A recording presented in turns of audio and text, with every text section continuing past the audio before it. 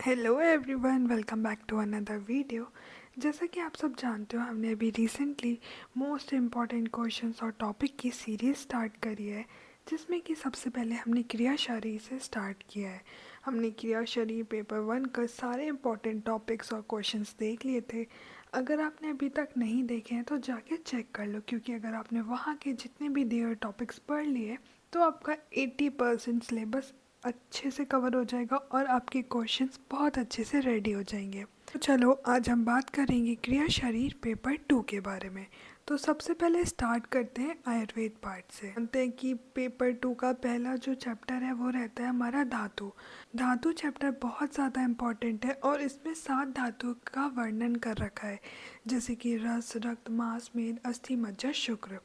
But जो most important है वो है हमारी रस धातु और रक्त धातु। इसको हमें कैसे पढ़ना है, इसका आंसर कैसे लिखना है, तो सबसे पहले हमें लिखनी है उसकी व्युत्पत्ति, फिर निरुक्ति, फिर उसकी लोकेशन, फिर उसकी प्रॉपर्टीज़, फिर उसका फंक्शन और उस धातु का कितना प्रमाण है, मतलब अर्ध अंजलि, एक अंजलि, दो अंजलि, ये सब। फिर उसका स्रोतस के बारे में भी वर्णन करना है, उसकी वृद्धि और क्षय से क्या शरीर पे इफेक्ट पड़ेगा, इन सब का भी वर्णन ज़रूर करना है। फिर आता है हमारा सेकंड चैप्टर, जो कि है आश्रय आशय भाव। इसमें से हमको ऐसे क्वेश्चन देखने को मिल जाता है कि डिफाइन आश्रय आशय भाव विद एग्जाम्पल, और इसकी क्लिनिकल इंपॉर्टेंस भी बहुत ज़्यादा पूछी जाती है, तो इसको याद करके ज़रूर जाना। बात है हमारा ओज। ओज तो बहुत ज़्यादा इम्पॉर्टेंट है और ये 10 मार्क्स के क्वेश्चन में ज़रूर आ जाता है, तो इसको अच्छे से 10 मार्क्स के अकॉर्डिंग ही पढ़ के जाना। तो अगर ओज लिखने को आता है तो सबसे पहले आपको लिखनी है ओज की व्युत्पत्ति, फिर निरुक्ति, फिर लोकेशन, हमारी बॉडी में कैसे फॉर्म होता है, उसकी क्या प्रॉपर्टीज़ है, उसका क्या प्रमाण है, ओज का क्लासिफिकेशन क्या है, ठीक है।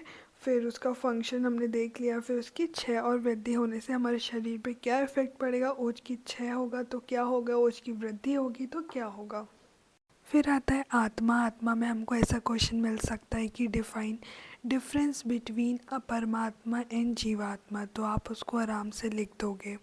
फिर आता है इंद्रिय। इंद्रिय में क्वेश्चन ऐसे बन सकता है कि पंच ज्ञान इंद्रिय के बारे में बताओ, ठीक है। तो पंच ज्ञान इंद्रियों को आपको अच्छे से करना। अब बात करें आयुर्वेद के लास्ट पार्ट की, तो वो है हमारा निद्रा और स्वप्न।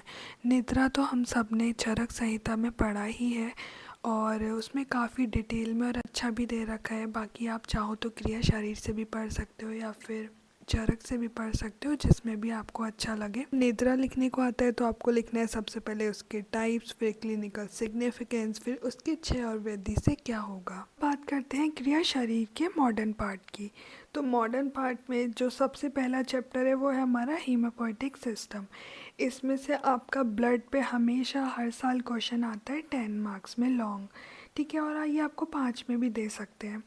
तो आपको अगर ब्लड के बारे में पूछा जाए तो आपको सबसे पहले बताना है ब्लड है क्या, ब्लड का क्या फंक्शन है और ब्लड का कंपोजिशन क्या है। इसमें आपको सब कुछ डिटेल में बताना है, इसलिए इसको ज़रूर अच्छे से पढ़ना है। फिर आता है, फिर आपसे वो ये भी पूछ सकता है इरिथ्रोपोइसिस क्या होता है, इसका साइट क्या होता है, इसका प्रोसेस क्या होता है। एनीमिया पे भी क्वेश्चन बनता है, तो इसको भी ज़रूर पढ़ के जाना सकते हैं। डब्ल्यूबीसी क्या होता है, इनका फंक्शन क्या होता है हमारी बॉडी में, और ये कितने टाइप्स का होता है। तो ये सब तो आपने बेसिकली एनसीईआरटी में पढ़ रखा है, बट हाँ अच्छे से पढ़ के जाना है थोड़ा डिटेल में, ताकि एक जेन्युइन आंसर दे पाओ आप। फिर आती है हमारी इम्यूनिटी, जो कि बहुत ज़्यादा इम्पॉर्टेंट है। यहाँ पे फर्स्ट ईयर में आपको ये क्रिया शरीर में देखने को मिलती है, सेकेंड ईयर में आपको ये रोग निदान में भी बहुत डिटेल में देखने को मिल जाती है। तो आपको इम्यूनिटी के बारे में भी सब कुछ लिखना है, सब कुछ जितना आपको आता है सब कुछ लिख के आना, प्लस उसके टाइप्स भी लिख के आना। फिर आता है हमारा कार्डियोवैस्कुलर सिस्टम। तो कार्डियोवैस्कुलर सिस्टम भी बहुत इंपॉर्टेंट है। इसमें आपसे पूछ सकते हैं कि बीपी क्या होता है, कितने टाइप का होता है, ठीक है, और आपसे कार्डियक साइकिल भी पूछ सकते हैं। तो कार्डियोवैस्कुलर सिस्टम बहुत इंपॉर्टेंट है, इसमें 10 मार्क्स का क्वेश्चन ज़रूर बनता है, तो ये आपको अच्छे से ज़रूर पढ़ना है। बात करें मसल फिजियोलॉजी की, तो सारी मसल्स बहुत ज़्यादा इंपॉर्टेंट है, एक बार हमें सारी मसल ज़रूर पढ़नी है। पर जिस मसल पे हमें सबसे ज़्यादा ध्यान देना है वो है हमारी स्केलेटल मसल, क्योंकि ये बहुत बार पूछी जाती है। फिर आता है हमारा एडिपोज टिश्यू। आप सब बहुत अच्छे से जानते होंगे कि एडिपोज टिश्यू क्या होता है, बचपन से पढ़ते आ रहे हो। तो अगर इस पे क्वेश्चन आ जाए तो आपको सबसे पहले डिफाइन करना है व्हाट इज़ एडिपोज टिश्यू, फिर उसके फंक्शंस बताने हैं। फिर आपका एक क्वेश्चन बन सकता है स्किन से। स्किन में आपसे पूछ सकते हैं कि स्किन का क्या फंक्शन होता है, स्किन में कौन सी ग्लैंड्स होती है। जैसे स्किन में दो ग्लैंड होती है, स्वेट ग्लैंड और सेबेशियस ग्लैंड, तो हमें इन दोनों का भी अच्छे से एक्सप्लेन करना है। फिर हमारा लास्ट चैप्टर आता है रिप्रोडक्शन। रिप्रोडक्शन भी बहुत ज़्यादा इम्पॉर्टेंट है, 5 या फिर 10 मार्क्स का क्वेश्चन ज़रूर आता है। या तो वो आपसे मेंस्ट्रुअल साइकिल पूछ लेंगे या फिर स्पर्मेटोजेनेसिस पूछ लेंगे, तो ये दोनों टॉपिक बहुत इंपॉर्टेंट है। Now moving towards second last chapter which is excretion. तो एक्सक्रीशन में कुछ इंपॉर्टेंट पॉइंट्स है, जैसे कि हमारा किडनी हो गया, फॉर्मेशन ऑफ यूरिन हो गया, मिक्टुरेशन हो गया।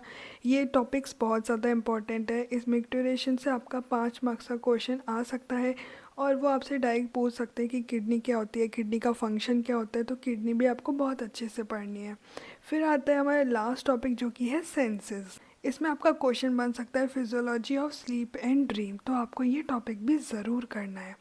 तो ये थे कुछ हमारे इम्पॉर्टेंट टॉपिक्स जिन्हें हमें छोड़ के बिल्कुल नहीं जाना है। अगर हमने ये सारे टॉपिक्स अच्छे से कर लिए तो समझो हमारा 70 to 80 मार्क्स फिक्स्ड है, कहीं नहीं जाने। लेकिन आपको ये सारे टॉपिक्स बहुत अच्छे से आने चाहिए।